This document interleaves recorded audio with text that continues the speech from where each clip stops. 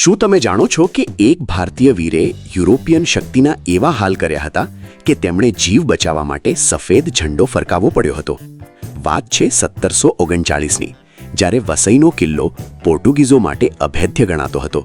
તેમની પાસે આધુનિક તોપો હતી, વિશાળ દારૂગોળો હતો અને સમુદ્રનું રક્ષણ હતું. પણ તેમની સામે હતા પેશવા બાજીરાવના નાના ભાઈ ચીમાજી અપ્પા. ચીમાજીએ સાબિત કર્યું કે યુદ્ધ માત્ર હથિયારોથી નહીં પણ જીગરથી જીતવામાં આવે છે. સતત 2 વર્ષ સુધી ચાલેલા સંઘર્ષ અને લાંબી ઘેરાબંધી પછી મરાઠાઓએ કિલ્લાની દિવાલો નીચે સુરંગો બિછાવી એવા વિસ્ફોટ કર્યા કે પોર્ટુગીઝોનો અહંકાર ધ્રુજી ઉઠ્યો. આખરે હાર માનીને પોર્ટુગીઝોએ આત્મસમર્પણ કર્યું. પણ અસલી વાવ ફેક્ટર તો હવે આવે છે. વિજય પછી ચીમાજીએ પોર્ટુગીઝોના ચર્ચમાંથી વિશાળ કાંસાની ઘંટડીઓ ઉતારી લીધી.